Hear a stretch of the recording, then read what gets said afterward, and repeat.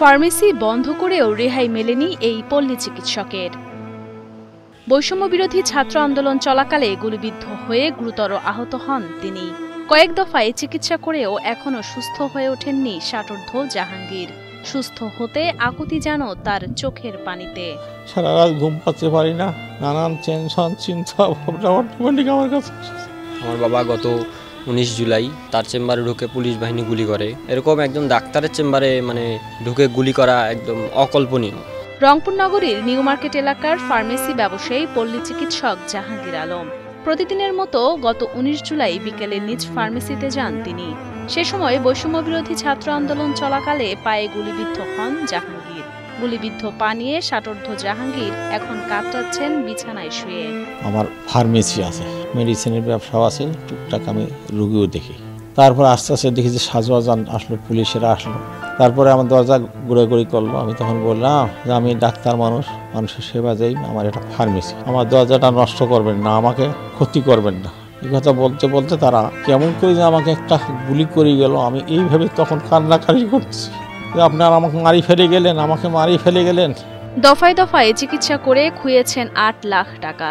কয়েকটি হাসপাতাল বদলিয়ে জাহাঙ্গীর বর্তমানে চিকিৎসা নিচ্ছেন রাজধানীর ট্রমা সেন্টারে। 2 দফায় অস্ত্রোপচার হলেও পায়ের চূড়ান্ত সার্জারি করতে যেতে হবে দেশের বাইরে।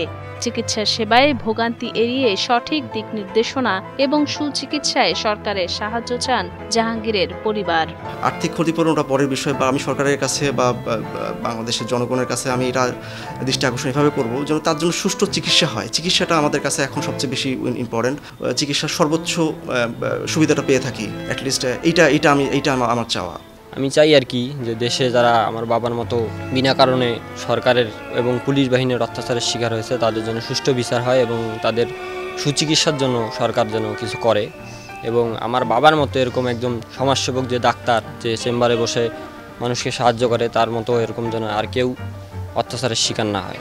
গত 45 বছর ধরে পৈতৃক সূত্রে পাওয়া ফার্মেসি ব্যবসা চালিয়ে আসছিলেন জাহাঙ্গীর। পাশাপাশি প্যারামেডিক্যাল কোর্স করে প্রাথমিক চিকিৎসা সেবাও দিতেন নিজ ফার্মেসিতে বসে। স্ত্রী ও 2 ছেলে মেয়ে নিয়ে ভালোই কাটছিল তার সংসার। মেয়ের বিয়ে দিলেও ছেলে পড়ছেন বিশ্ববিদ্যালয়ে। সংসারের একমাত্র উপার্জনক্ষম ব্যক্তির এমন অবস্থায় দুশ্চিন্তায় ভেঙে পড়েছে তার পরিবার। ইনি তো মনে করেন একমাত্র আমাদের উপার্জনের লোক। আর আমার মেয়ে একটা, তাকে বিয়ে দিছি, আর ছেলে এখনো পড়াশোনা, কেবল অনার্স ফার্স্ট ইয়ার। তা আমরা চাই যারা আমার স্বামীকে খুন করছে, খুনে এটা ধরা লাগে। এইভাবে বিছানায় ফেলাই দিল, তাদের সর্বোচ্চ আমি বিচার চাই।